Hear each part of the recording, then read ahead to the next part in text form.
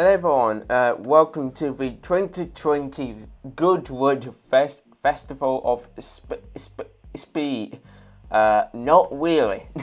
This is a virtual version that's been hosted to you by myself. My name is Finn Haley-Hughes from the YouTube channel of Finn Haley-Hughes, as well as a new upcoming podcast called Talk Podcast, where we will be talking about all sorts of things, automotive, and loads of really crazy and funny things. We will be taking it on for today, because the main show is postponed due to the other reasons as to why the rest of the world is currently in lockdown. So we will be hosting this for you and kicking things off. We will be going into 3 different batches throughout the day. Batch 1, we'll be going through the our Group A cars, the GT cars, that including GT1, GT3, GT4, GT5, GTE, GTO, and then moving on to the touring cars and the drift cars, and then going on to batch 2. We'll be moving on to Group 4, Group 5 and Group 6 cars, as well as Group C cars, modern Le Mans prototypes, and open wheelers such as Indy cars and Formula 1 cars. And then carrying things off with batch 3 at the end of the day, where we'll be going through past prototypes such as vintage 24-hour endurance cars, rallycross cars, specifics and other cars such as single series cars like the Ferrari 488 challenge cars, and then ending it up with track day cars such as the Aston Martin Vulcan, and as well as some track focused road legal cars, which will end the day off. Now, before we kick things off, I would just like to mention that I do suffer from a stammer, so if I don't talk very fluent, then now you know why. It's just an issue. It's just one of those issues that I just can't help myself with, but I absolutely love talking. So this is why I came up with this idea to do this.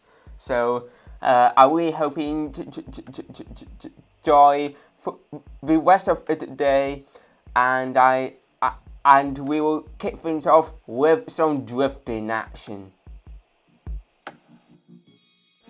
Right, so to kick things off, we've got our very good friend Mr.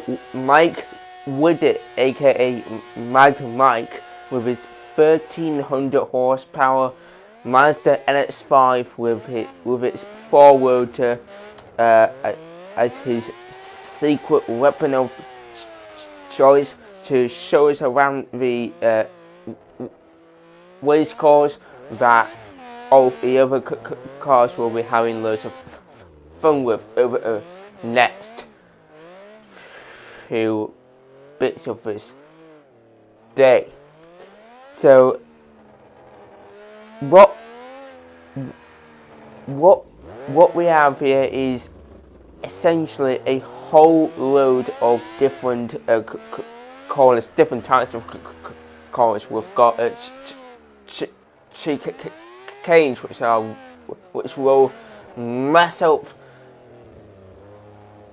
the cars, no matter really how well they are. They'll have to try and manage the way around here. And then you've got lots of S-bends towards the end before going to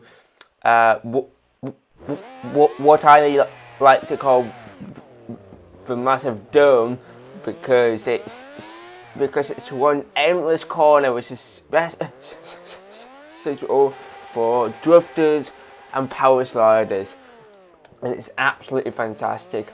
And then across the line back to the finish line. So here we are, kicking things off with the 1991 BMW E30 M3 Group A. We're moving on to Group A cars, which is a part of the first batch of cars. So the first batch is going to include Group A cars, GT cars, touring cars, and the drift cars, which you just saw Mike with. So we've got this E30 M3 Group A car. One of the most notorious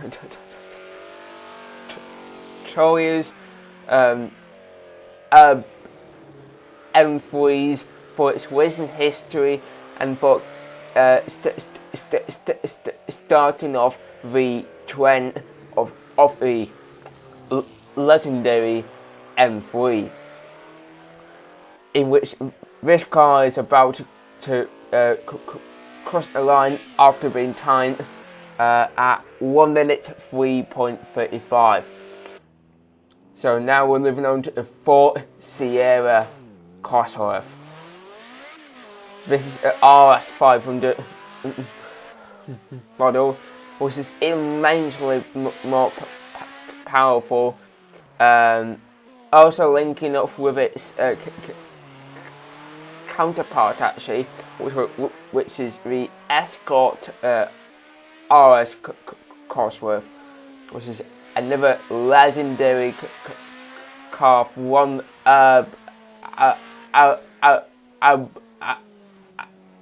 back in the day, whereas the Ford Escort was famous for its road rallying.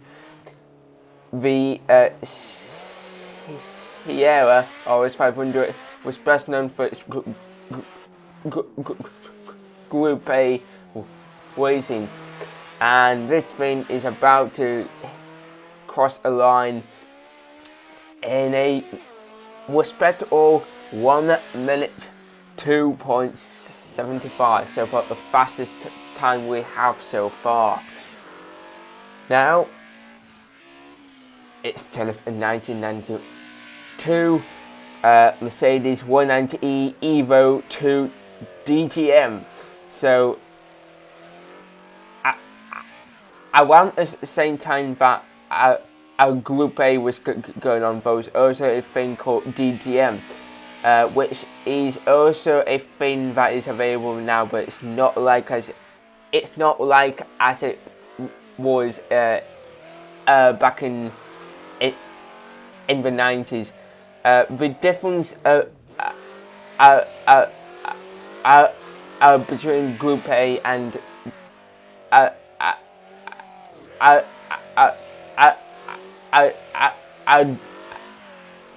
DTM is clearly due to the difference of like a slight bit more horsepower, and that's essentially it.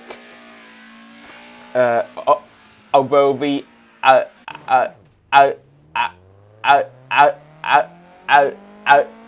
DTM cars were a lot more crazy, if I may say, whereas Group A cars were more for national racing. DTMs were more European based. So that Mercedes did a 1 minute 2.14, and now we've got a Ginetta G40 GT5 car.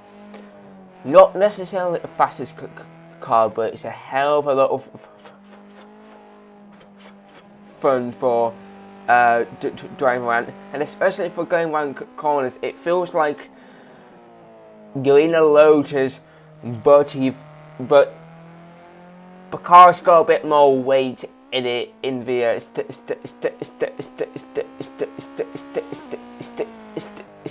steering. More like that. It has got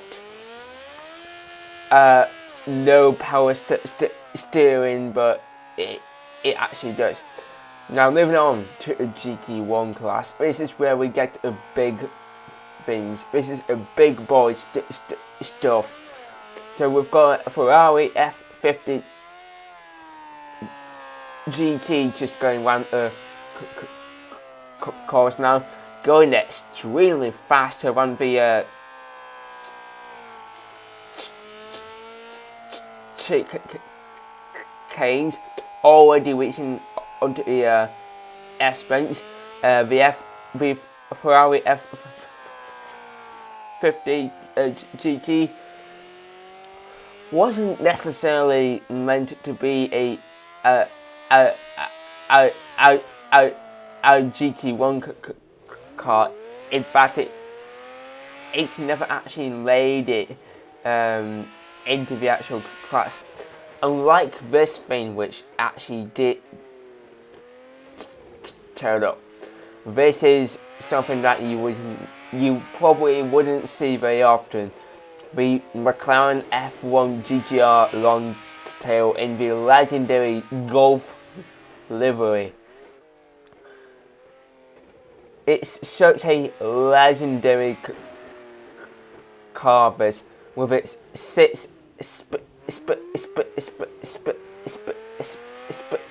speed gearbox, gold in the engine bay, because gold is essentially the most heat conducting material possible, and the fact that it has a 3-seat layout. But actually the F1 GTRs, the race cars, only had 1 seat. We've also got another GT1 car here, the Mercedes CLK LM. So it's basically also around this time, both a theme where these types of cars had to make 25 road legal versions of their race cars, and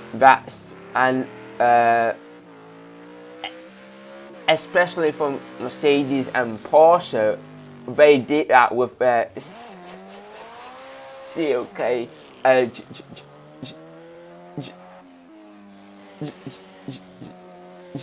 GT cars and the Porsche 911 GT1, and Nissan also did it with their R390. So this is the R390 GT1 that's going on now. This is another one of those cars that you would not see very often in the real life flesh of the human eye.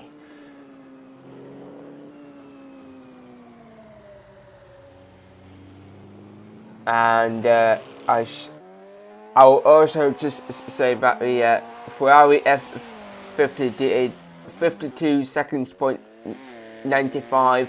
The F1 did a 54.72, and the Mercedes did a 53.24. The Nissan did a 54.22, and now we've got the Porsche 911 GT1. This is the actual Porsche 911 GT1 that actually won the 24 Hours of Le Mans.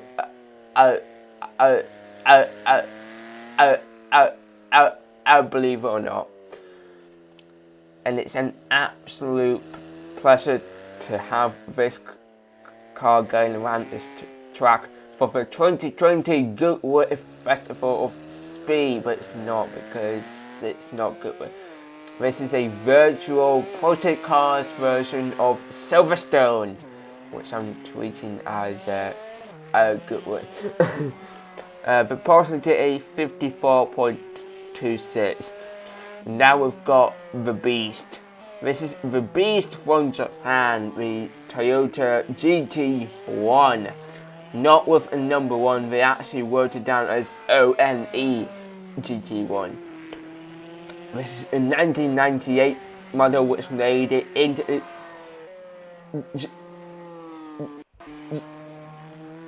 GT1 class, and it's actually quite an interesting car. When you read through the history about it, it's actually quite interesting. The car was nearly never going to make it, but all the cars were just made on time. So Toyota did a 54.11. Moving on again, GT3 cars this time. Probably a very popular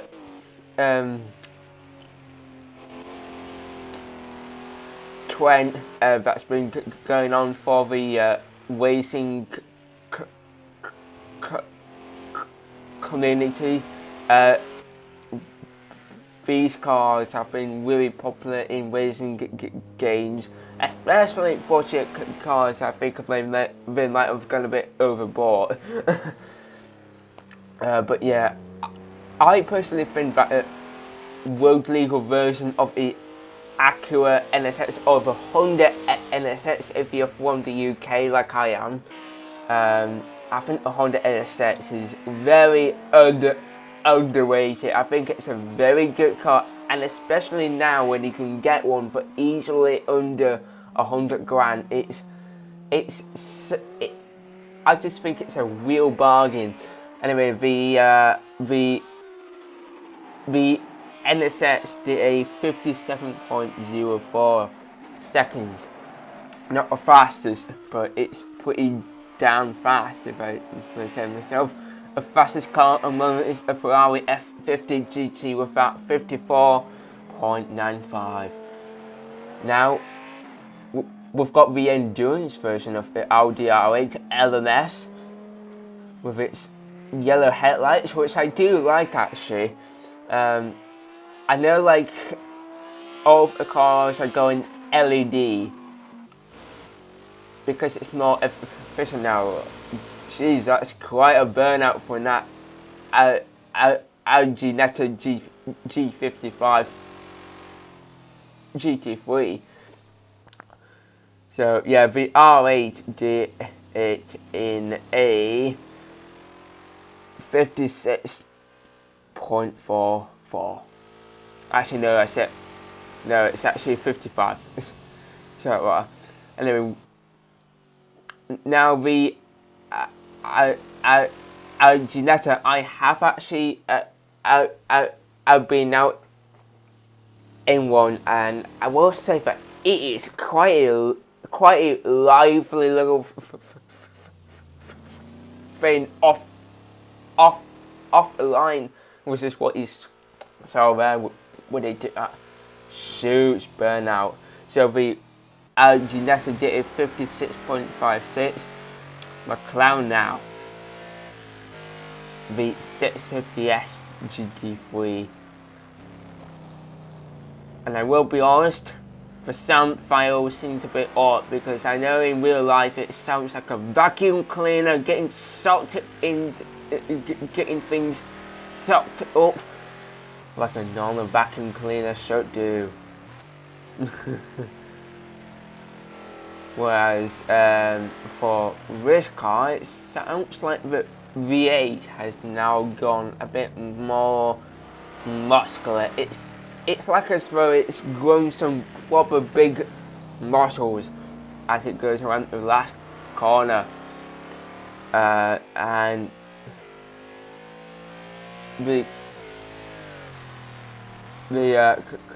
car is going to go a 57.1 day.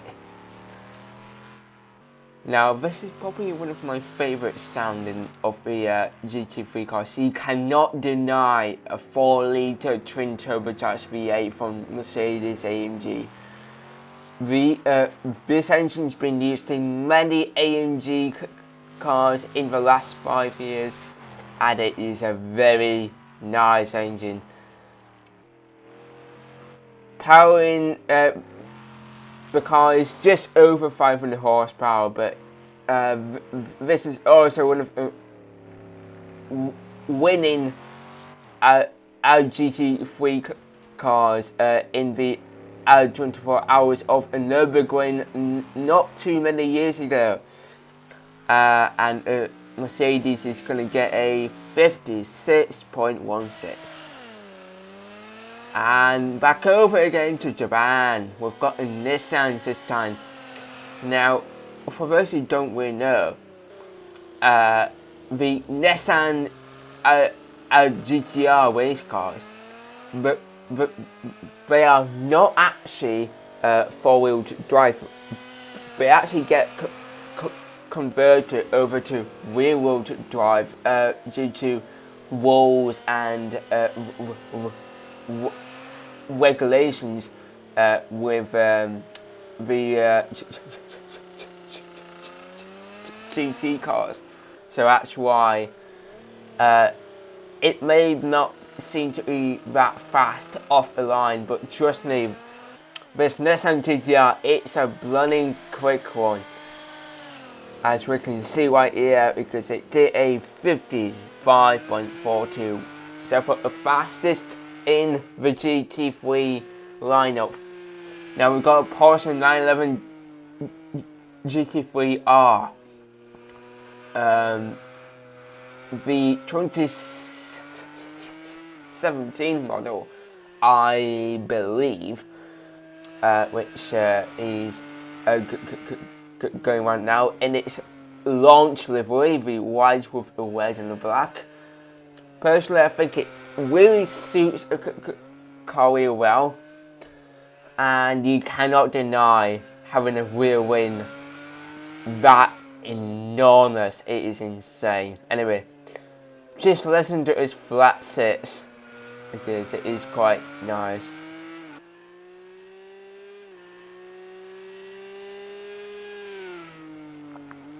Yeah, like, listen to the sound of that. And while we've got that going on, we've got a GT3 endurance car, which also not too many years ago actually won the 24 Hours of Spa, which was very good. Of course, it is very good. The endurance car is not being timed for this one. I think it's just wanting to have some fun. But the last 911 GT3R did a 56.84. And then we'll move over to the 2016 Renault RS05 Trophy GT3 car, which is right here. It's actually quite an interesting looking car. Renault never make like cars that look so amazing like this. And I think it's a bit of a shame. I really think they should make at least something that kind of like resembles the look of that. Because if I saw that as a road car, I would go mad. And it would actually make me want to buy a Renault. It's quite a striking looking car. This is powering a straight 6. Actually no, it's a V6 with 530 horsepower, and it crosses a line in 56.84 seconds. Moving on to GT4 cars now, with the Aston Martin Vantage GT4. Quite a muscular car, if I'm saying myself, and especially when I shut up now, because you need to hear this noise. It's insane. God, that backfire. that was quite an aggressive backfire. But yeah, I'm also a fan of the GT4 cars. I think I'm probably a bit more of a GT4 fan than I am a GT3 fan. I think the difference between GT3 and a GT4 is more like saying the difference between a GT race car and a GT sports car. Now we're getting a 2009 Mustang doing a nice burnout off the line in usual Mustang fashion. The Aston Martin did it in a 57.22, quite fast actually for a GT4 car.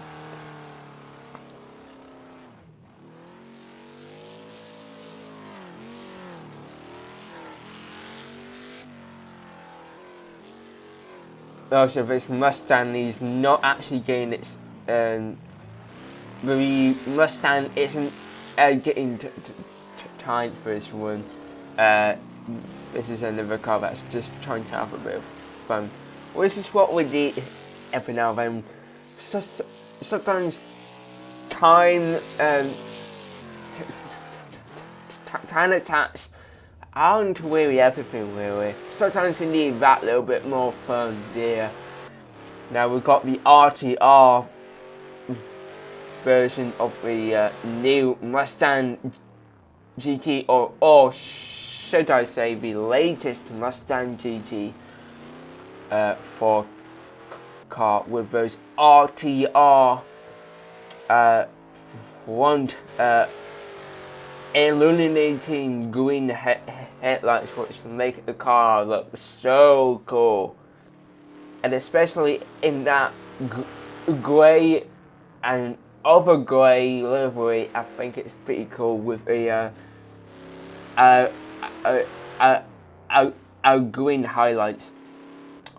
And also what's a bit weird is that the Mustang race cars are the only cars in the GT4 class that have heat pattern manual gearboxes, whereas everything else has a sequential gearbox. We've got a Ginetta G55 GT4 car coming up. It's a bit like the GT3, except the GT3 has a V8 in it, whereas this thing has a V6. But even when it's got a V6, it is still a very leery car if you don't focus hard enough. And the Mustang RTR did a 59.01 seconds, and the Ginetta's going to go off with a 57.44. Now on to the Dodge, the Netherlands, KTM. So, KTM usually makes bikes, but on the odd occasion, they do build race cars like the Expo GT4, and they have made a road legal version of this car which has no windscreens or any roofs or doors. That's just called the Expo and that's got the same 2-litre turbocharged engine as of the Volkswagen Golf R, and so does this race car actually. The KTM is going to cross the line in a 59.65. Now, Porsche. We must talk Porsche. Personally, I think there wouldn't really have been a GT4 class if it wasn't for the Porsche Cayman. And with how Porsche has evolved the Cayman GT4 to be one of the most amazing sports cars of all time, the GT4 Club Sport takes it to another level. And if I had the money, I would actually buy one. I think it's such an interesting and cool car. So the Cayman GT4 did a 56 actually from 0.78, and then we moved over to the GTE class with the Aston Martin Vantage GTE, who seems to be having a bit of fun doing some burnouts.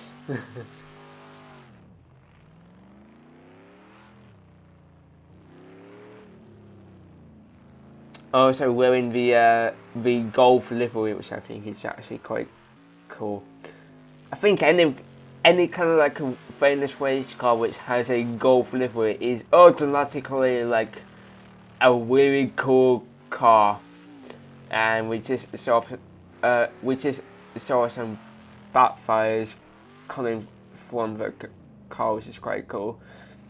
The Vantage isn't getting time, but it's another car that I should probably be shutting up because it's got a good engine sound from that V8.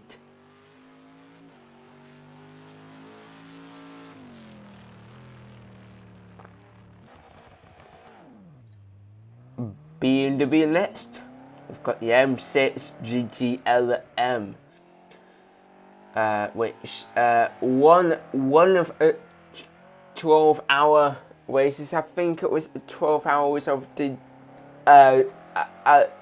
Daytona, not long ago. I think it was about 2 years ago.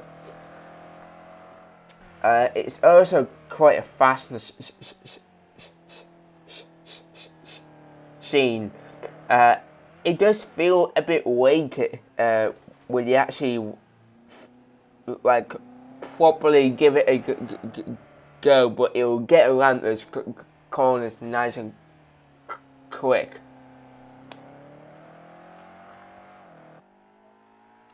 And that's going to cost a line in a 56.04. Chevrolet up, or should I say Corvette, since Corvette now is actually kind of like its own brand now, which I think is pretty cool. We've got the C7R race car, which won the 24 hours of Spa several years ago.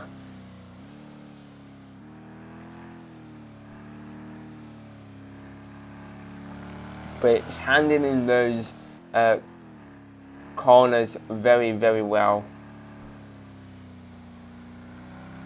It's also another car that's got quite a decent sound from that 6.2 litre V8, which took the time of 55.3 seconds.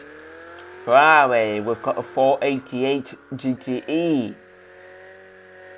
which is absolutely flying it around the first few corners.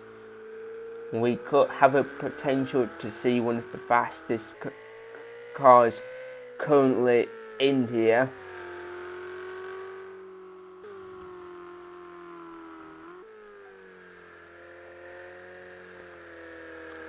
And I'm also seeing a bit of a thing with flying cones, especially along the first corner and in the chicanes as well.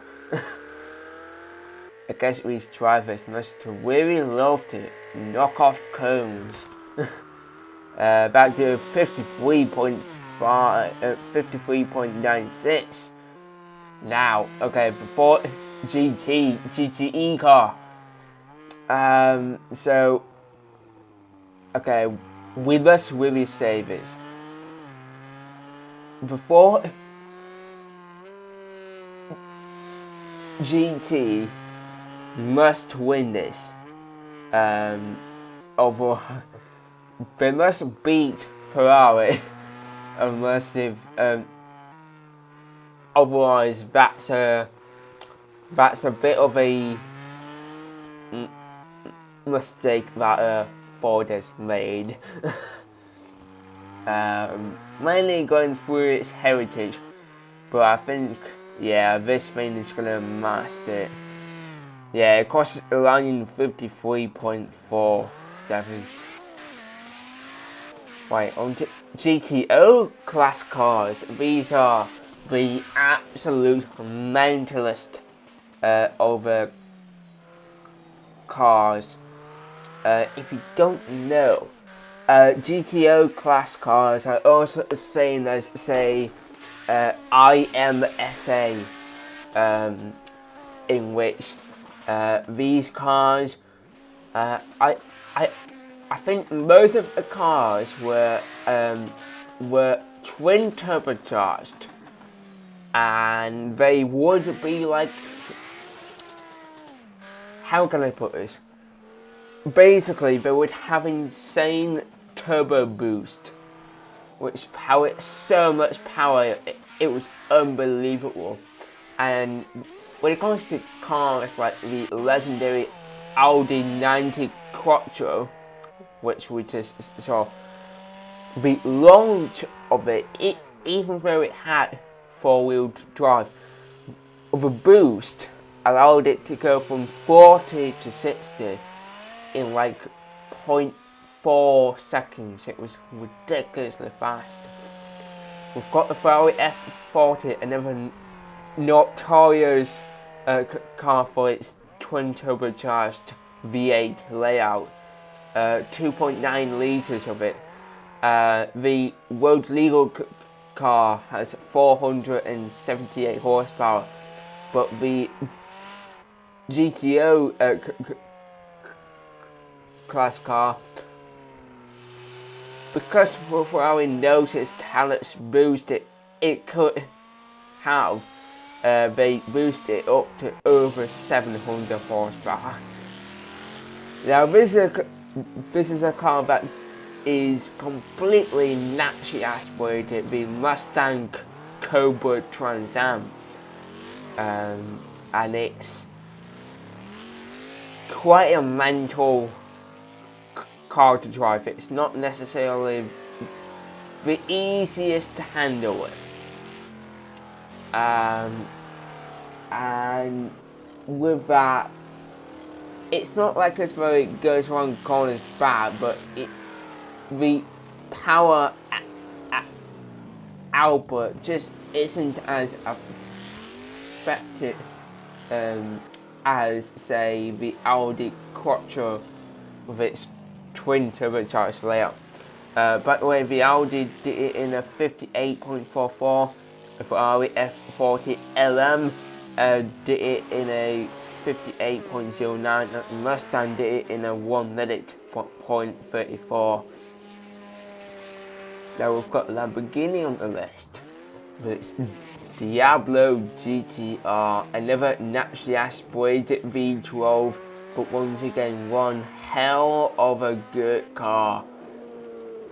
If you ever get a chance to actually to drive one of these, you will know how well these things can go around corners. It's like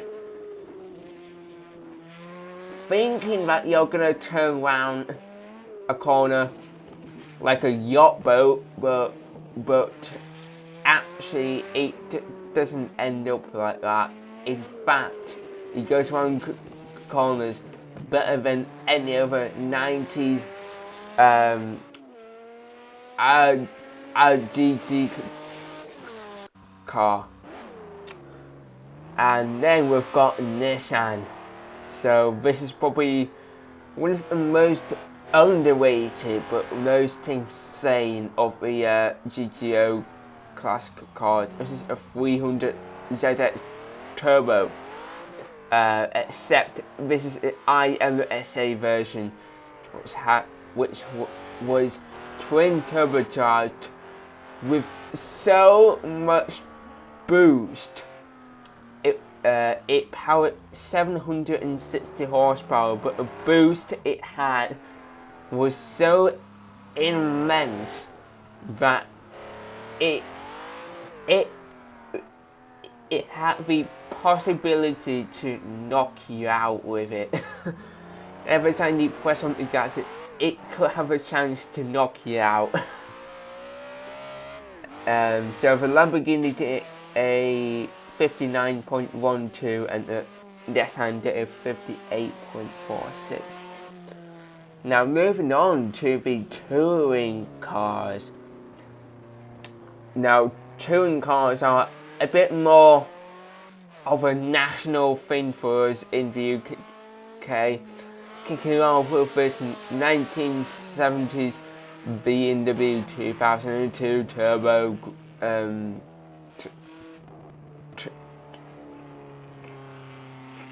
touring car.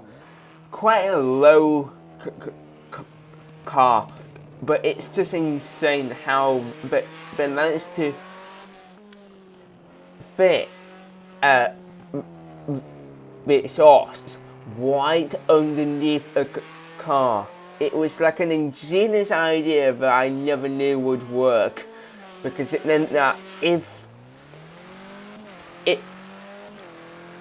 you accidentally dip a car on one side, the first thing that would go is not actually the panels, it'll be the exhaust.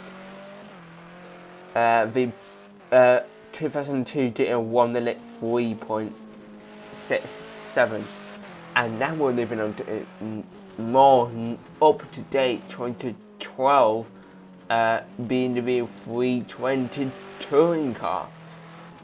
This is more something that you would find on the BTCC, probably going around something like Snetterton, Silverstone, which is exactly where we are, Brands Hatch, Donington, Alton Park, you name it. And this is going to cross a line in 1 minute 0.26.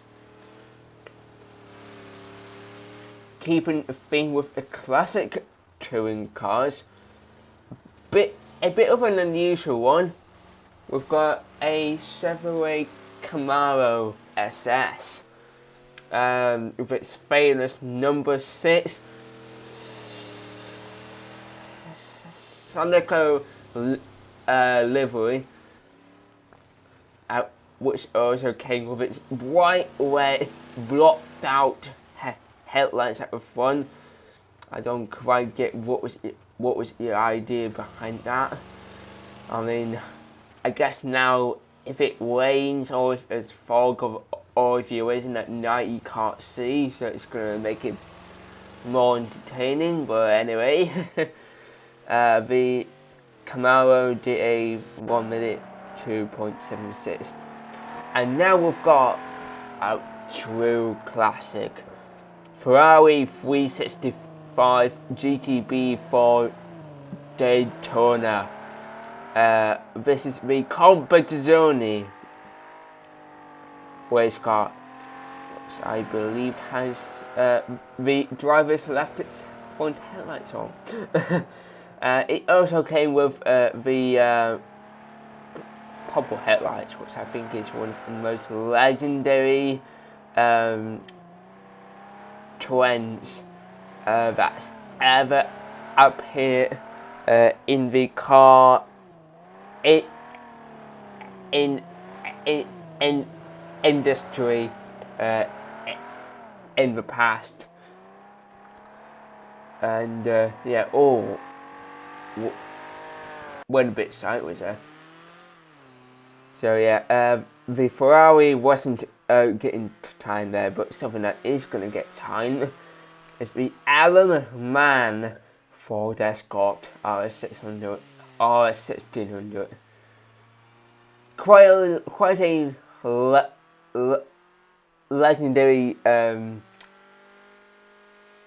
racing livery, which is so legendary that YouTuber and businessman Tim Burton made his 2017 Ford GT in the same liquid red with gold on his own car, which is actually quite a cool fact. And the fact that he did that OEM,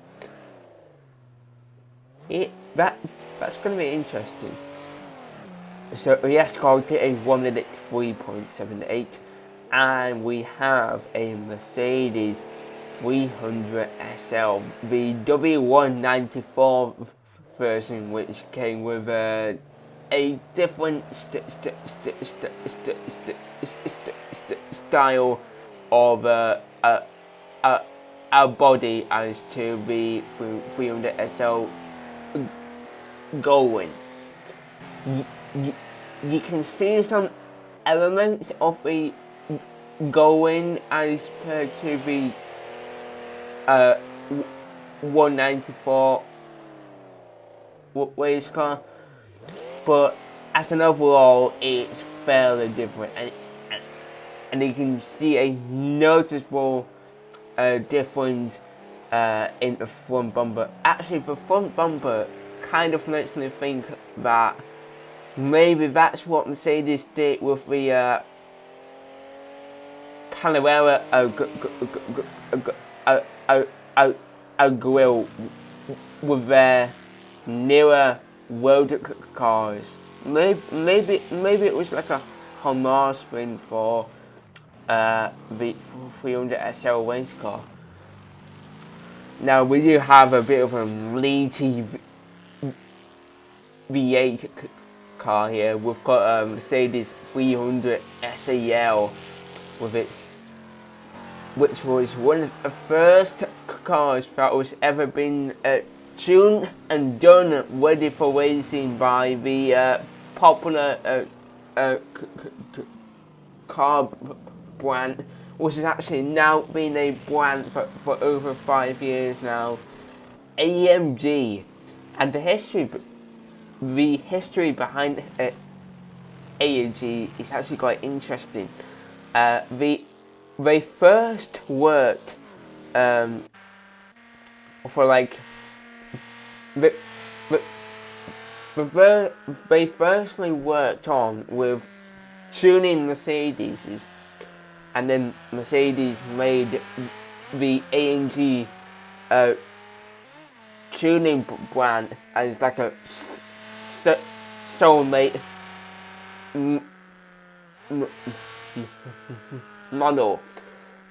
And then when the SLS came, that was the first time when Mercedes AMG properly took over. And then since then, it was a few years later when they first came out to be a proper car manufacturer now, who basically do the same sort of thing, but now they have like their own way of actually doing it. So since 2014 or 2015, they've always been a car manufacturer, and with that they've made many amazing cars with a new 4-litre twin turbocharged V8 for the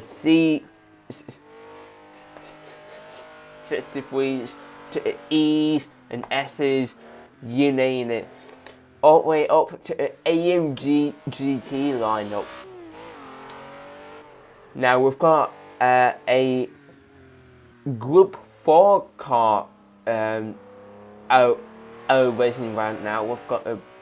We've moved over to a second batch, so we've now got the Group 4 to 6 cars coming through now. We've just had a Group 4 BMW M1 Pro car which crossed the line in a respectable 1 minute 1.02, and now we've got a BMW 320, another car which had an enormous turbocharger, and the kit which it wears, what you can see right now, it is completely and utterly mental.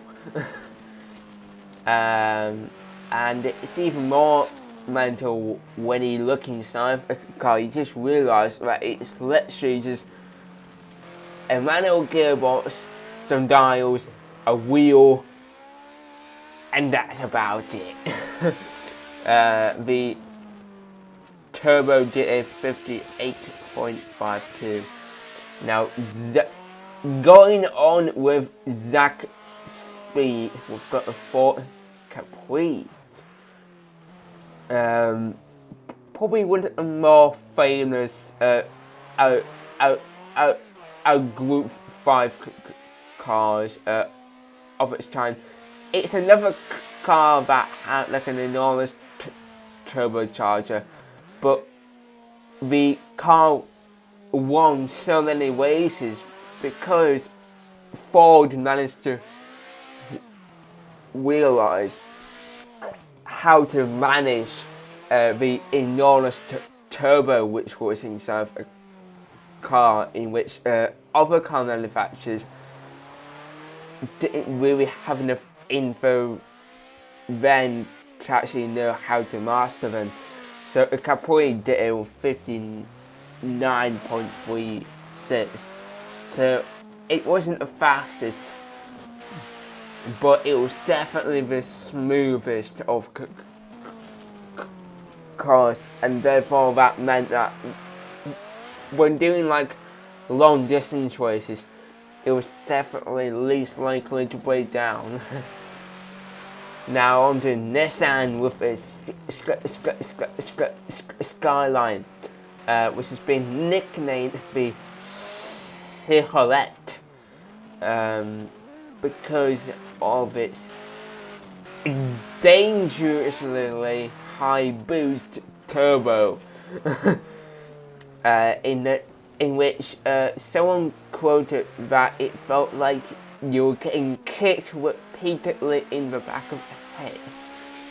The boost was so immense. And onto another car which has insane boost, and we can easily tell because it off the line, it's just losing so much traction. And the Porsche 935, which has also been given the nickname Moby Dick, and it's also another world famous winning car. So famous in fact that 50 or so years later, Porsche came back actually with a brand new 935 model that was based on the current model 911 GT2 RS, just with a massive racing kit, but inside it was completely put out, and it is a customer car that you can also buy. They're only limited to 70 units, but unfortunately it's not road legal. So yeah. And now the Porsche 936, a bit of an interesting looking car.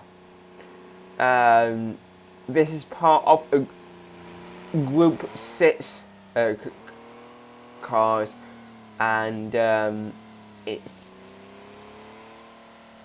quite nice to try front the corners, because this is another car that I have driven, but it's interesting. It's got no roof, and it's got this massive air intake right behind it. But the air intake is not as insane as what's on as the air intake that's on the top of the Alpine. This is the Alpine A400, I believe that's what it's called. If we take a look at the list. Yeah, this is an A442B. That was close enough. This one is even weirder. It's like as though it has a roof, but it doesn't have a roof. It's weird. It's like it's got a roof, but it was meant to have like a sunroof, but they removed it for weight reduction. It's a bit weird. Now moving straight on to Group C cars. This is when things get a bit more serious. These are the types of cars that will absolutely smash this racetrack to pieces. Just look at this Jaguar XJR9. It went through those chicanes like they were straight lines. It was absolutely unreal. And also, especially for the XJR9 LM, which is coming up just now, they can hit insane top speeds of up to 240 miles per hour. It's quite insane when you actually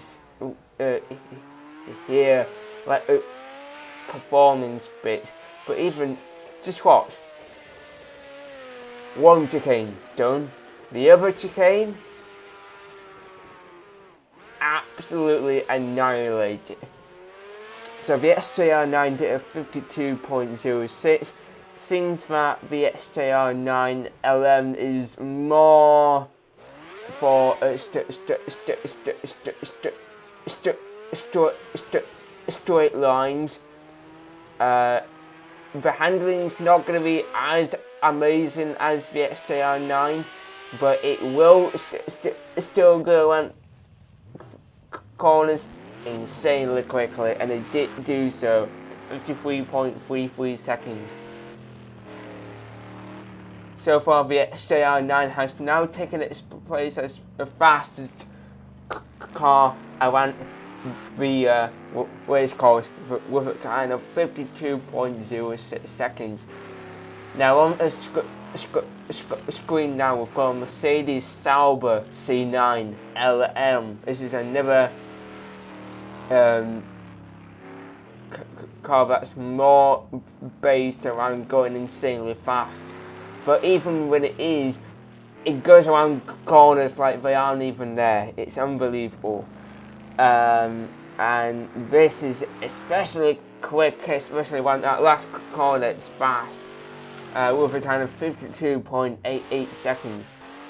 Now, Nissan, we've got a bit of a Nissan theme for the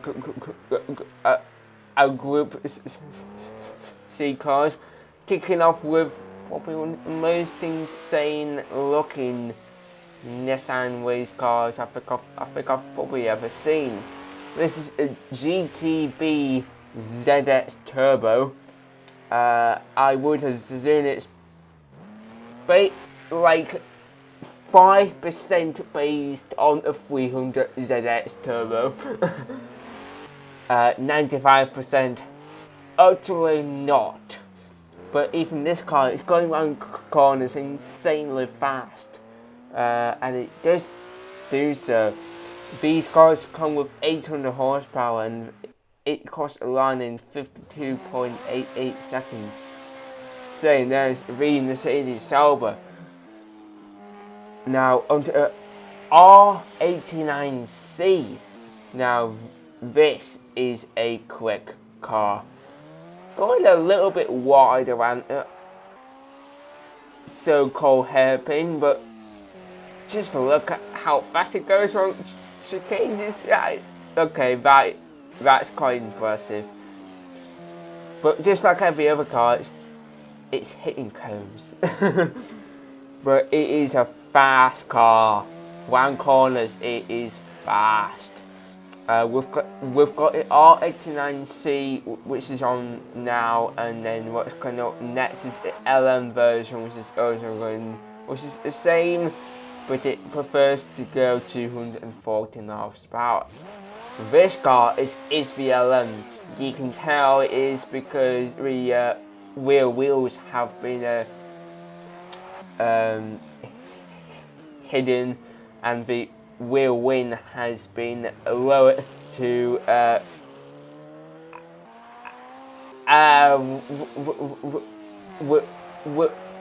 reduce drag, but even still, it goes around corners so fast. The R89C crossed the line in 52.13 seconds. We'll just go wait for the 89C LM. But these Nissans, they are fast. That crossed the line in 53.69 seconds. Now, Porsche.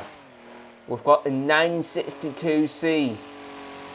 A very famously known car for its Rotherlands racing livery, and you can get these cars in two different versions: the short tail, which is what we have here, or the long tail, which is known as the Longhek. I don't know what Longhek means, but whether it's German for long tail or a upgrade, you've got a Longhek. Yeah, this is not the fastest. It's crossing the line in 54.20 seconds. Now, modern Le Mans prototypes, LMP cars, especially for a modern day era. We've got the Audi e-tron. It's a bit of a weird named car because it is a hybrid turbocharged car with a way over 500 horsepower, but it's a hybrid, and they call it the e-tron. And as what we know today, the e-tron name has now been moved to proper electric cars, so it's a bit of a weird one. Anyway, the e-tron crosses a line in 52.67 seconds, nearly as fast as the Jaguar XJR9, but not fast enough. Ginetta, we've got the LMP3. This is not going to be as fast as the older e-tron, considering the fact that it's nearly got 100 less horsepower. But it is a lot easier around the corners, and when you actually drive one of these things, you feel some sort of connection with it, and it's especially because of the Asian sound, because it has a V8.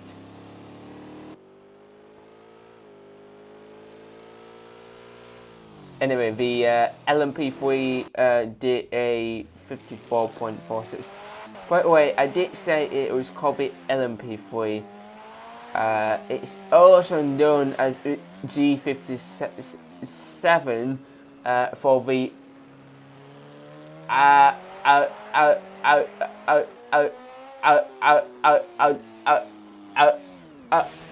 race car version of it, which you can buy, which you can actually buy as a customer, which is quite cool. Anyway, what we have up now is I used to call it the Liger, but it should probably be better off with it as Liger, the JSP3, which has got this nice black and pink livery, which cost a line in 52.72 seconds. Now with we've got a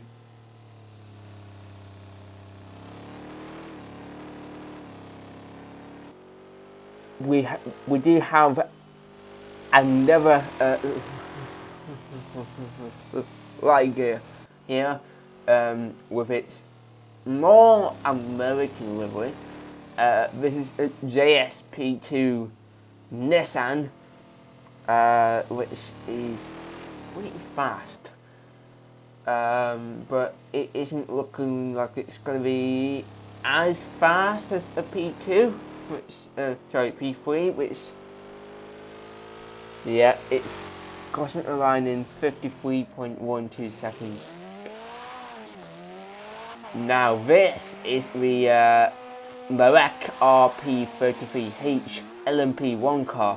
Now the racing driver told me before I was going to recall his time was that he was really going to admit that he will smash the lap time record for this track, regardless of whatever car was being used to break the last one. So it's up to him to beat that Jaguar XJR9, and it's actually looking like it can actually do it. Oh my god! What's that for you? For 47.36 seconds. That is a great time. It's absolutely smashed a Jaguar by 5 seconds. That's quite unbelievable. Now we've got the Toyota TS040 Hybrid, a car that was a rival to the Audi e-tron back in 2016, and in 2016 actually beat the Audi e-tron at the 24 hours of Le Mans. So let's see if it can beat the e-tron's time of 52.6 seconds.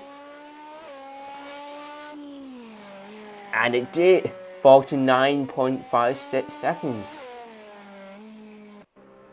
LMP cars are quite fast. So moving on to another trend here. Open wheel cars, and we're kicking things right off with the Indy cars. We've got a Chevrolet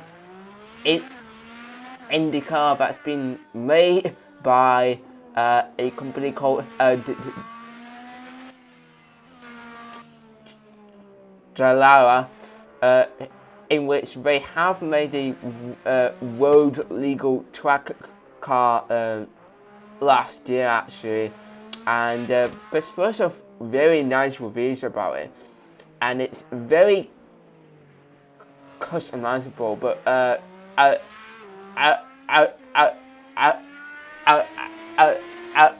Dallara is mainly known for making fast race cars like Indy cars, LMP cars, and so on. So the Indy car in a 50.43 seconds. Now what's next up is a classic Lotus Type 25 Climax. This is one of the cars that really highlighted the legend himself, Jim Clark's Formula One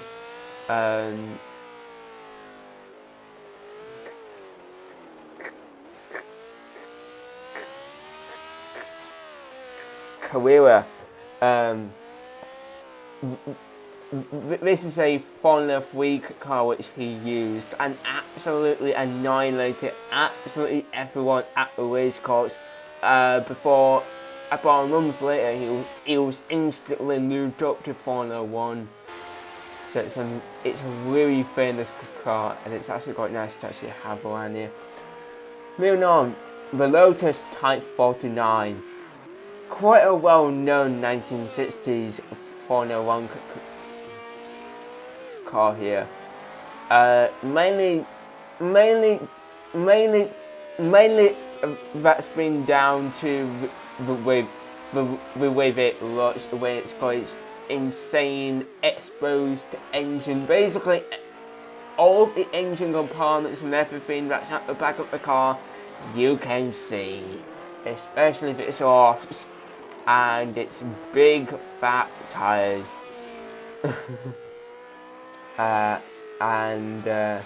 Yeah, this is another legendary F1 car. What's also legendary is the Type 49C, which is the same as a 49, except it's actually got some aero parts on the front and the back of it for downforce reasons. So there's no doubt that this car will be faster than its counterpart. The Type 49 got around in a 59.06 seconds, and the Type 25 Climax did a 1 minute 2.35. Not actually that bad for a car with around 200 horsepower. It's really not that bad. The Type 49s had over 400 horsepower. I think it was somewhere around 420 horsepower. So if a Type 49 did 59.06 seconds, then what is the C going to do? The C is going to do a 58.4. Now this is something that's quite cool. Something you will not see very often. This is a Lotus Type 56, a car that made its way into 1968 IndyCar series, and if you can hear it, you might realize something that was nearly a crash. The Type 56 was quite a unique car because it was powered by a turbine engine. That's why it doesn't have any internal combustion noises or any exhausts or anything like that. That car wasn't being timed, and if I'm not that surprised. It's not the fastest thing around corners. It was mainly built for going 200 miles per hour on massive ovals. Next up, we've got a Type 78 Cosworth. This is a car that was around the era that Ayrton Senna started for Formula 1 with.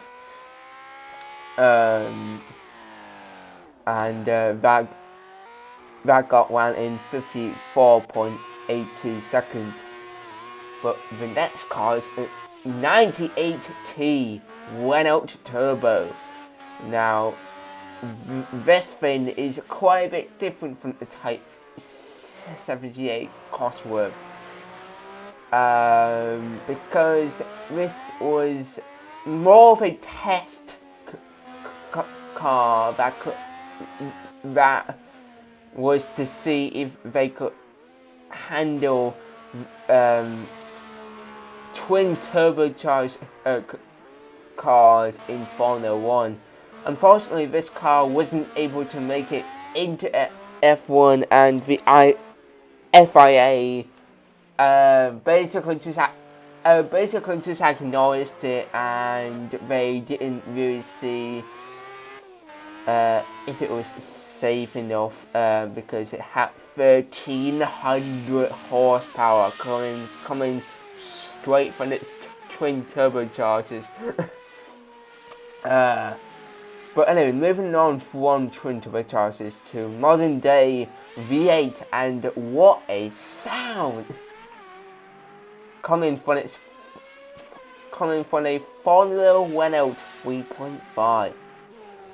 The Lotus 98T did a 53.72, so it was faster, but it wasn't that much faster for having like twice as much horsepower. The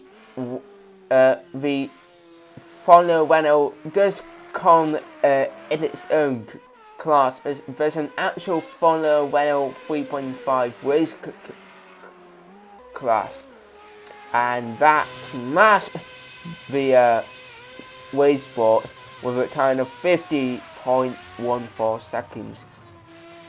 Now these are the SMS Formula branded cars that are coming up now. SMS means slightly mad studios.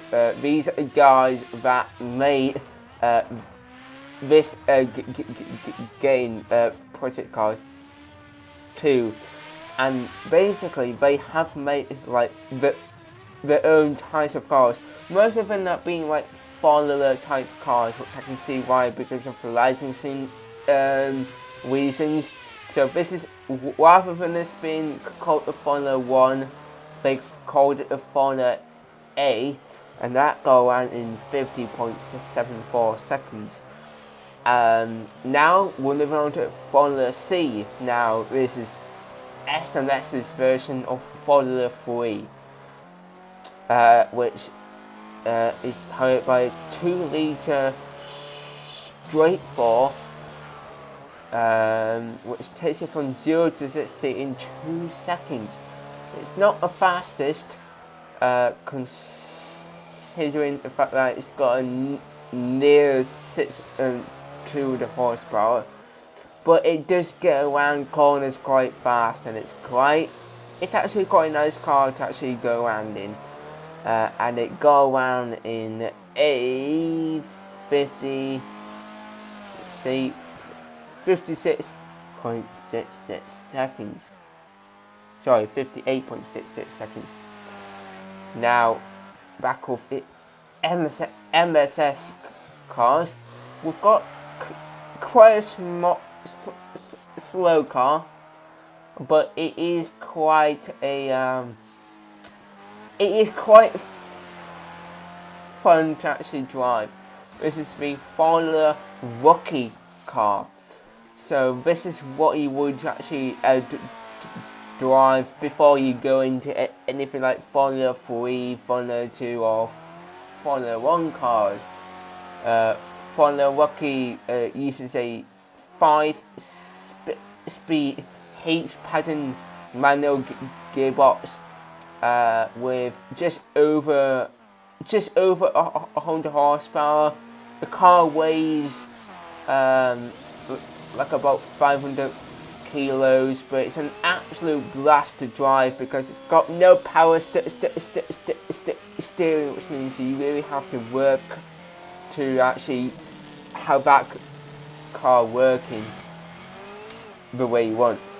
Right, next we've got Formula S, another SMS car, but this is on a different level.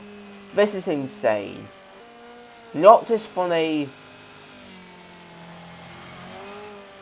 appearance level, because I mean, it does look like it just looks like someone got a Formula 1 car and then just went, okay, you're gonna turn into an exoskeleton.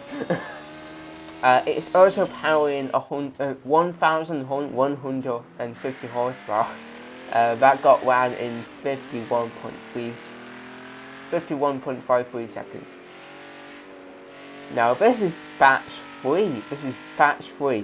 So in these we'll be going through prototypes, rally cross cars for that little bit of extra fun, specifics, and other racing series cars that we weren't able to match up, as well as track day cars, with also the inclusion of road cars.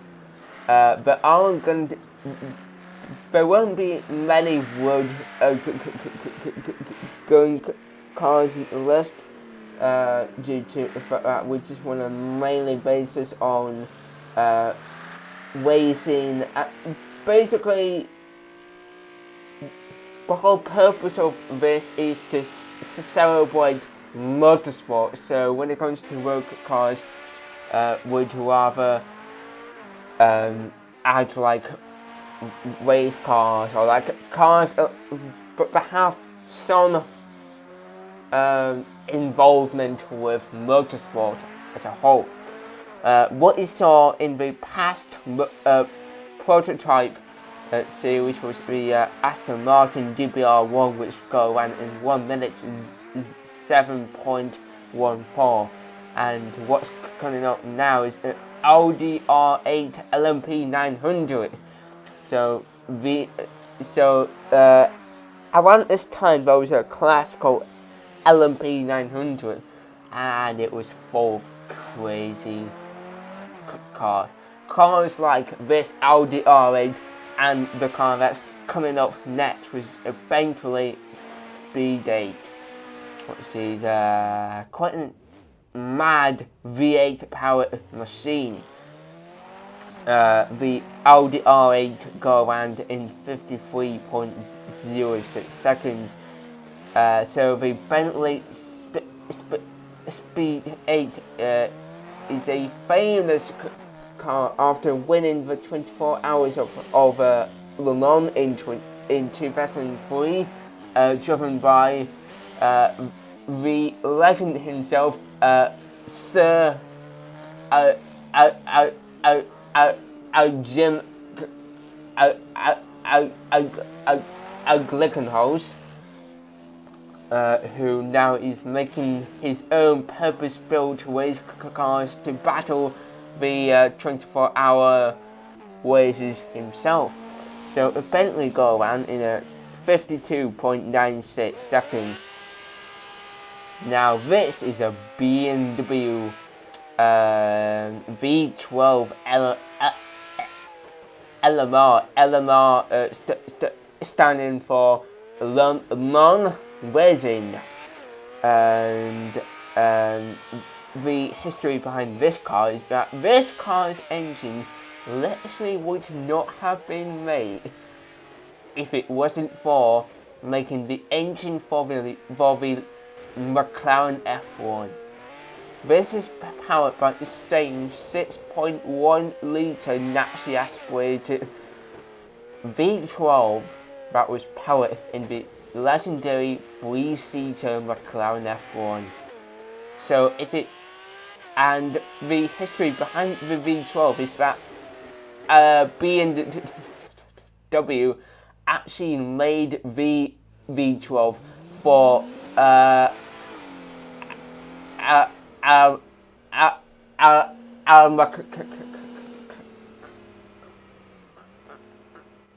McLaren themselves. What happened was that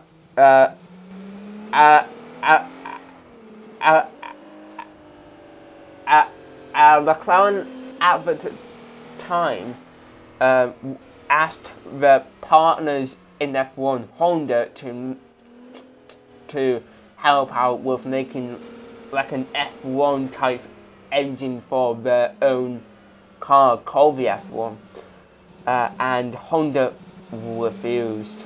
So BMW took in charge of that, and they made that engine, which is now known as one of the most legendary engines in motorsport history. What's on now is a Ferrari 330 P4, a car that was racing around in the 24 hours of Le Mans during 1965, 66, and 67. And from 66 through towards the end of its career, was being absolutely dominated by another car, which we also will show you coming up soon. So a 330 P4 did a 53.39, which is actually quite fast. Wait, I'm looking at the one time. 1 minute 1.09 was the time for a 330 P4.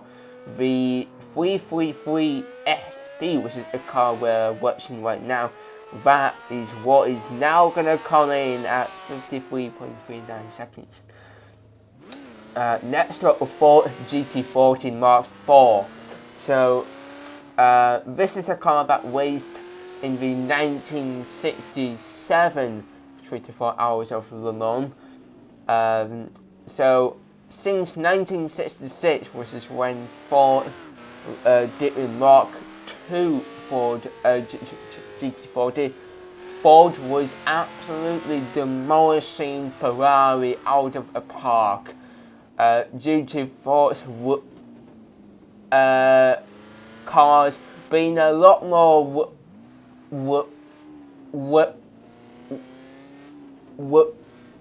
reliable, and the fact that their cars were so much faster in the line, and in some cases around corners. So the Mark IV came out in 67, and it was another car that absolutely annihilated the Le Mans scene, and that got around in 1 minute 0.31. But what also came out around the same time was the 1965 Lotus Type 44. So this was a Lotus that was competing against Ford with the Ford GT40's own V8 in it. The Type 44 was actually quite a twisty car. It was very twitchy, and it wasn't really that capable of doing all that much. It wasn't the fastest, and it definitely wasn't the fastest around corners, and you can tell because it crossed a line in 101.55 seconds. Definitely slower than the others. Now, rallycross. So rallycross is something that's quite interesting, because it's a mixture of driving on tarmac and a mixture of driving off road. But you need to do that while also driving some of the quickest cars from 0 to 60 as possible. Not like the cars from the 60s though, or 70s, like this Escort RS 1600, which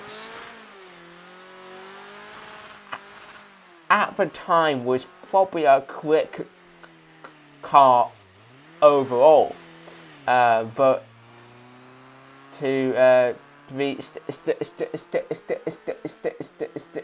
standards of nowadays, it is a bit slow, and it's shown here 1 minute 8.51. Now here we are. We're getting right into modern day rallycross cars. these are cars that can go from 0 to 60 in 2 seconds flat. And when I say that, I am not saying any type of clickbait at all. They can master that anywhere, tarmac or off-road, you decide. They are insane. They're not necessarily the fastest in terms of going in a straight line, but who cares about that, because all the rally cross courses that they actually use, they probably go forward for about 5 seconds and then they're on to the next corner. So that was the Ford Focus RS, which was previously driven by legendary stuntman Ken Block. We've got a Honda Civic Coupe GRC car, and what is another thing which you should probably know about these cars is that they are powering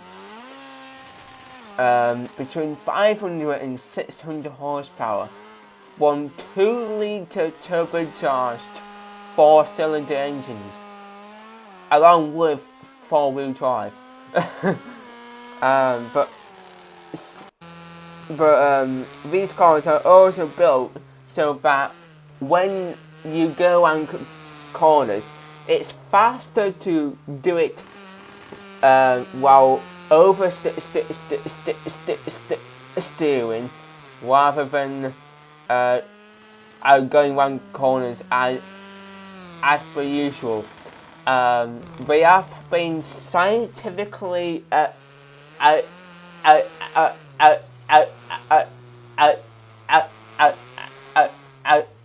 designed just to do that. I know this from previous experience because I just whacked one right into a corner, and basically what happened was that the panels basically caught the tarmac, and it just really went round the corner super slow. So it's easily known why it's faster to do it sideways than it is normal. I mean, look at that Mini.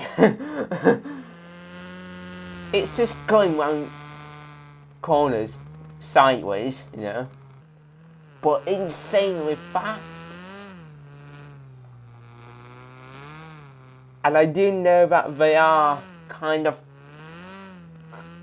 cutting off the cars, but this is not a tight thing.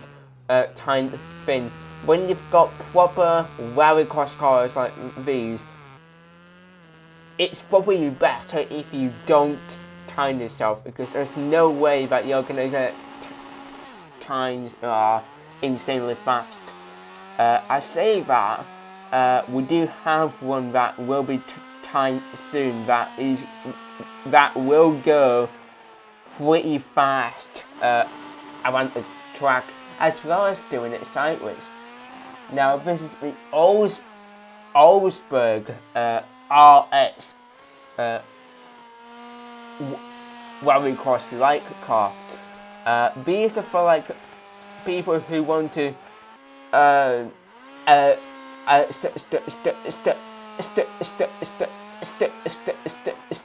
start off doing these things. So rather than having 600 horsepower, these things have 350 horsepower. But even though they've got such a loss in power as to the real things, they do basically the exact same type of things that a normal rallycross car would.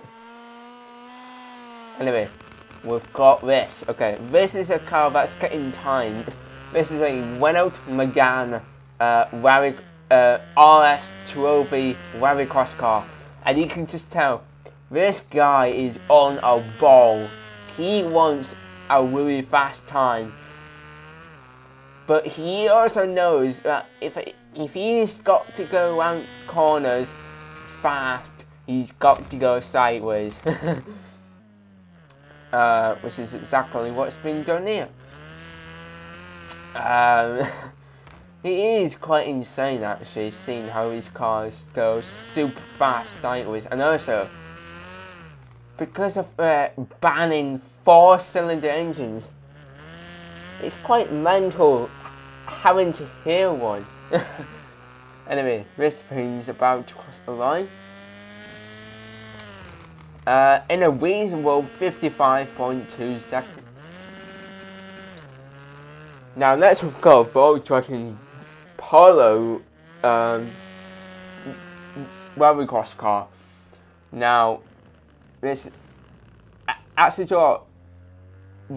you know when I said about how it's probably faster to go around corners sideways in this thing, that is a actual with proof reason,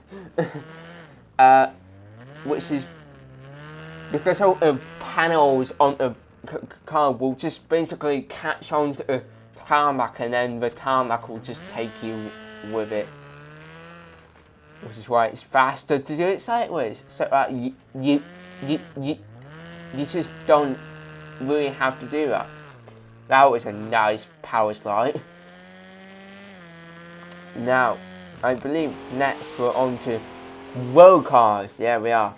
So with the road cars, firstly, we've got an Acura, or for those in Europe or Japan, Honda, the NSX.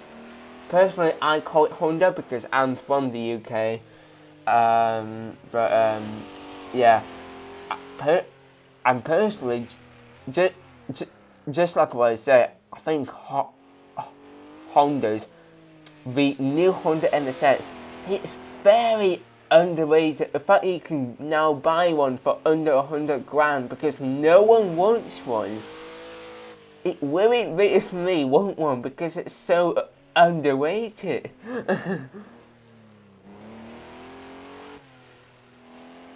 Anyway, this car is powered by a hybrid V6, and driving one, going round the corners, even though it's got all-wheel drive, it goes around corners really well.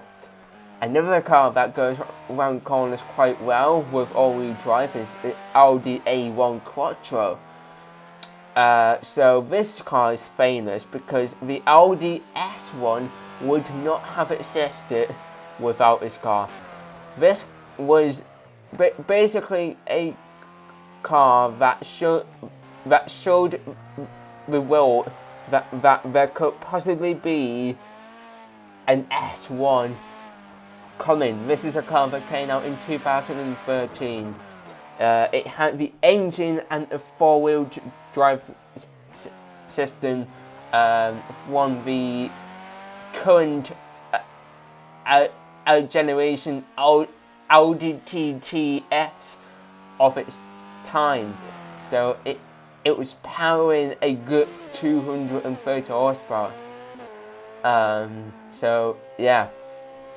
Now onto a proper track-focused road legal weapon, a BAC mono.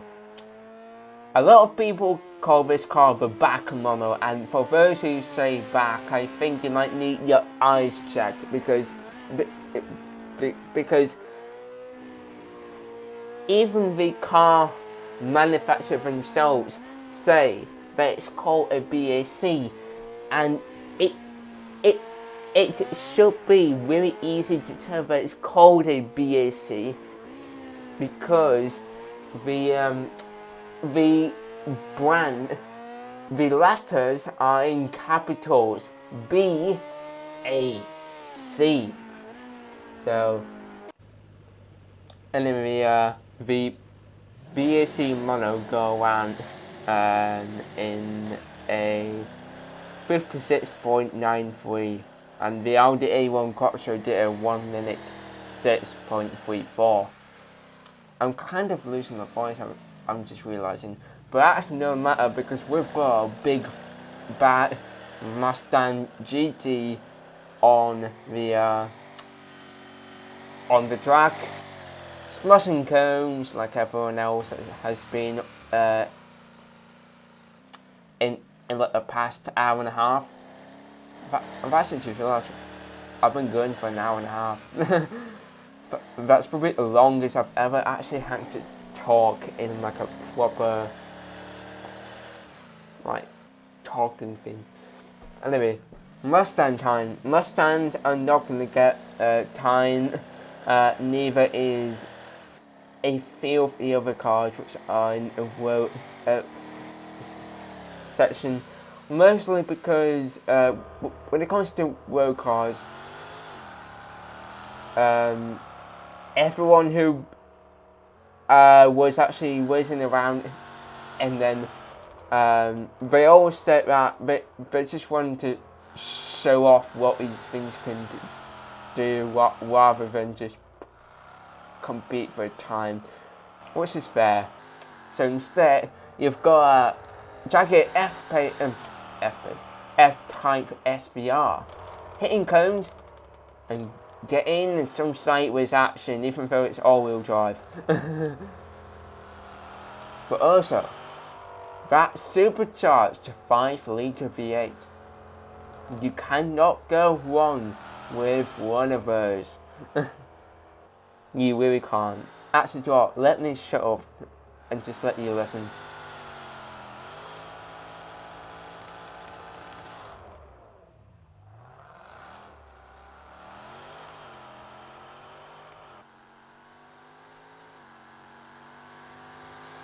Beautiful. Absolutely beautiful. Now next we've got ourselves a little treat here. We've got a burgundy McLaren F1. It is a legendary machine, completely made out of carbon fibre to save weight. It's got tons of room for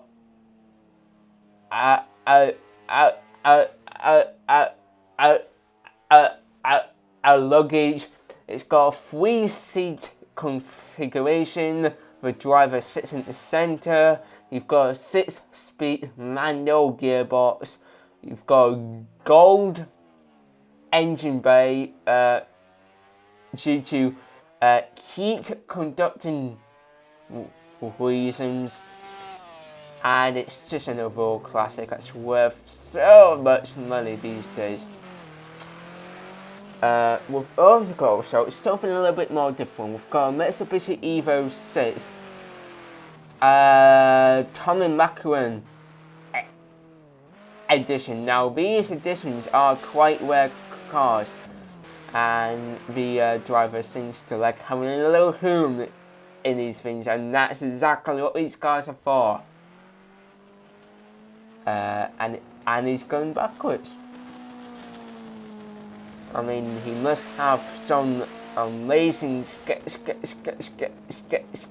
skill in actually doing that, because that's not an easy thing to do.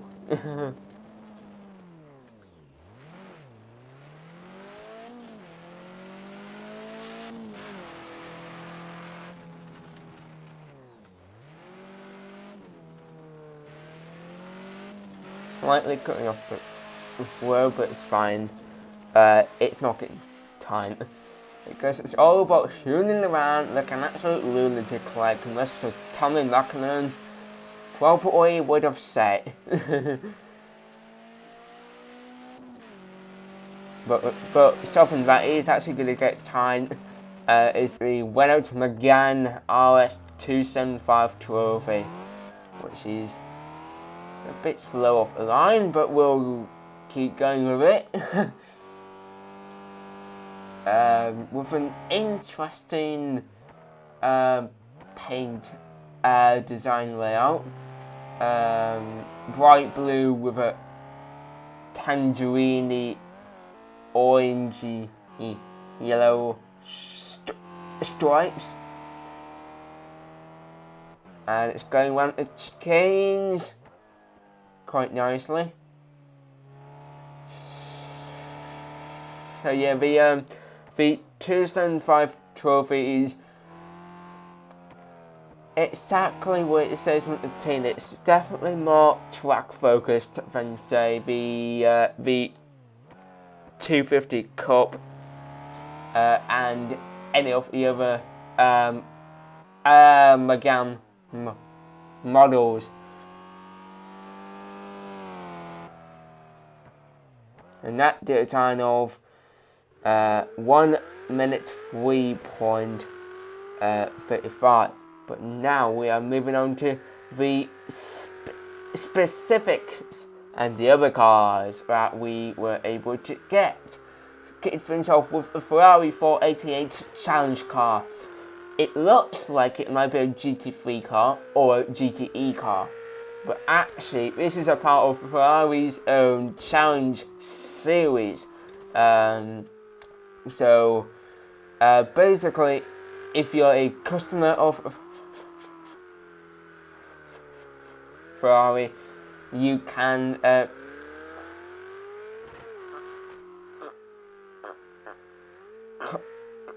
commission to be a part of the Ferrari Challenge series, in which you race against other Ferrari owners, which I think is pretty cool. That did a time of 57.45. Next up, we have a Ford Fusion V8 supercar that seems to be making a massive burnout. Very, very good. Just like the good old Aussie days, I guess. I mean, rest in peace, Holden. I mean, you will be missed. You did make some mad and beautiful machines, such as the HS, especially in the HSV lineup, with the GTSs, the Maloo Utes, and oh, he's gone off. But it's not a big issue. He's back on. That's good. And now he's trying to do some donut-y things. There you go. Who doesn't like a nice good old bit of burnt rubber? Nobody would mind. And then next we've actually got another Ford Fusion, but this one is a NASCAR, also known as a stock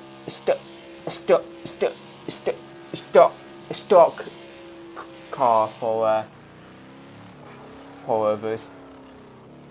And off it goes, doing a nice little burnout, just like what the Ford Fusion V8 supercar did. I think it's like a very American / Aussie thing to do. Just do immense burnouts at a very start of the line. So it's a bit insane. But either way, these things have quite loud V8s, and for anyone in real life who hears one,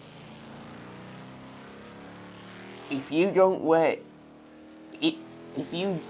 need earphones or some form of like headphones to cover your ears from them, you must have superpowers.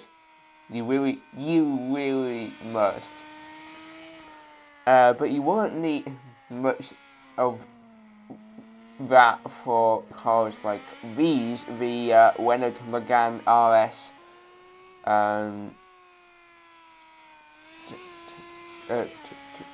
12 V6 car, which is flying around the track now. Like most other cars, it's hitting cones and it's being a lunatic. Gone fantastic. This is a car that is actually getting time. It's got rear-wheel drive and it's powering around 500 horsepower from a V6 that's mounted in the middle of the car rather than at the front. And it crosses the line in a 58.50 seconds. Now we've got another Renault here. We've got the Renault Clio Cup car. So this is part of the UK Clio Cup racing series, which happens quite nationally every year. These things are powering just over 220 horsepower. They have no ABS, no traction control, absolutely nothing, but a 6-speed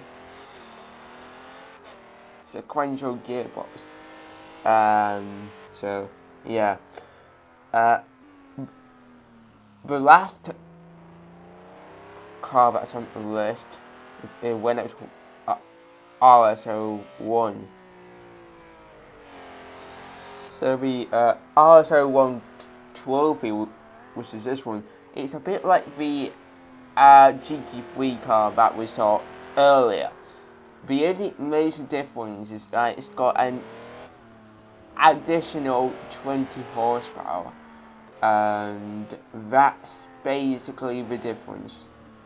There's nothing else that's different, but once again, I will get back to this car and say they should make a road legal version of it because it looks so cool.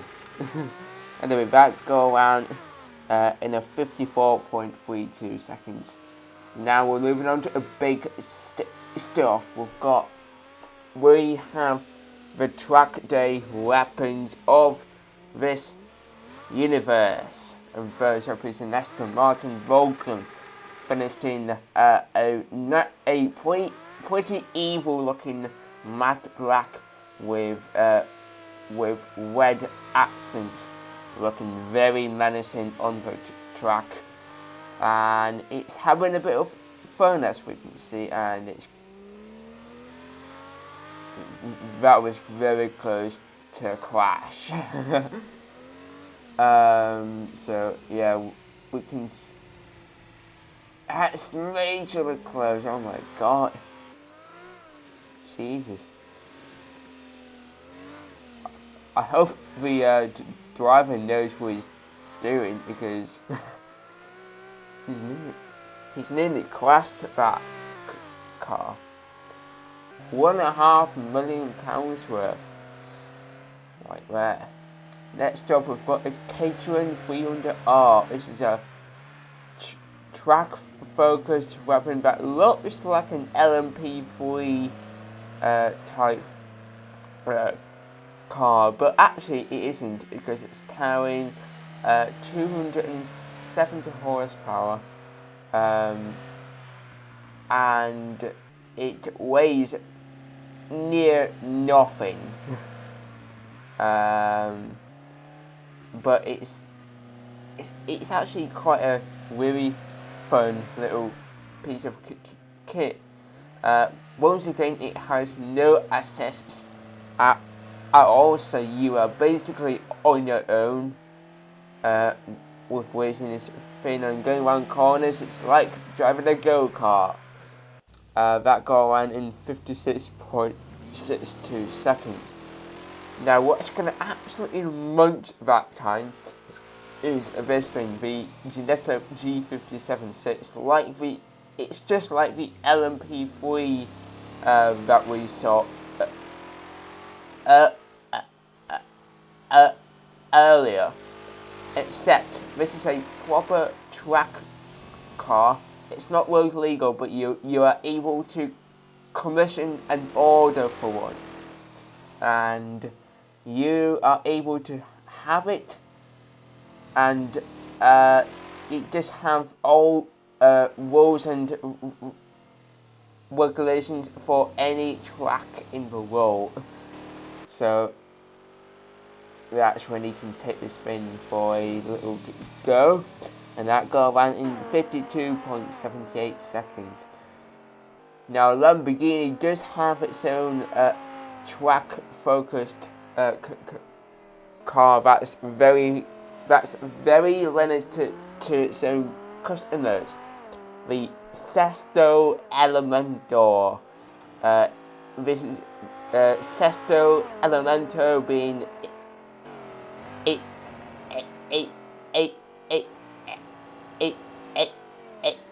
Italian for the main material which it was made of, which is the sixth element, carbon fiber. This car weighs less than a Ford Fiesta. It weighs just about 1 ton. It is quite an insane car, and that go around in 58.49 seconds. But we've got this thing which is absolutely flying across the track. McLaren P1's GTR. This is another car which you would have been able to commission an order for. Unfortunately, all I think like 40 cars were ever made have all been sold out. But with this car, it is really fast around racetracks. It's probably one of the fastest customer cars that you can have around a racetrack, and it's showing exactly what it's built for, because it crossed a line in a very quick 52 seconds flat. And then now you've got this thing. So a lad in Sheffield that decided that it was a very nice idea to turn his 2004 Mitsubishi Evo in a complete and utter nutcase of a time attack car. You can see how much he's really put into his car. It's powering a 5-cylinder twin turbocharged engine with over 700 horsepower. It has the boot lid stripped out. It's got a massive wing, loads of canouts and all that, and it crossed a line in 53.41 seconds. We did have another time attack car right here, the R34 Nissan Skyline. This is another time attack car. It's not as powerful as the Mitsubishi Evo, but it's a time attack car nevertheless. If you don't know much about time attack cars, essentially they are built to be as fast as they can be around corners and from going from 0 to 60. They don't care too much about how fast it goes in a 1 mile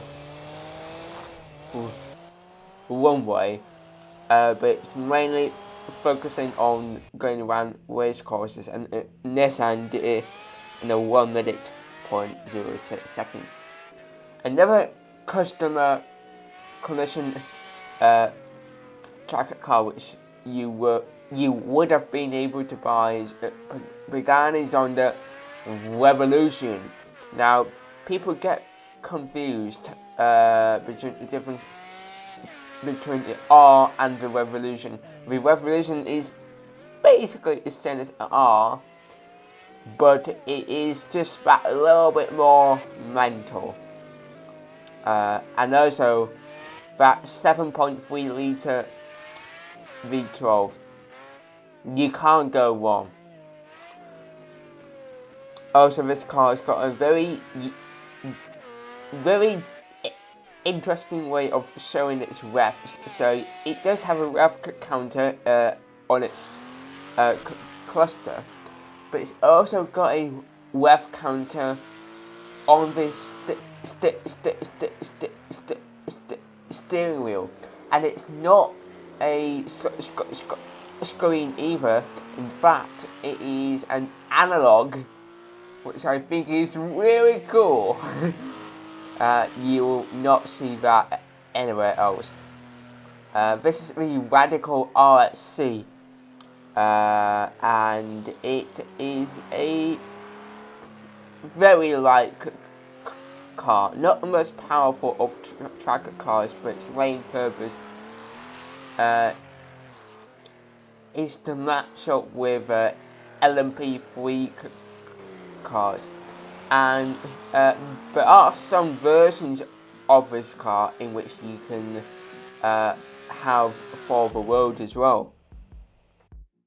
The Pagani's Zonda Revolution got round in a 54.77, and the Radical RSC turboed it a 1 minute 0.37. So that is basically it. That's the day done. That's all cars done. I'd like to thank everyone who has been watching all the way through to the end, and hopefully you did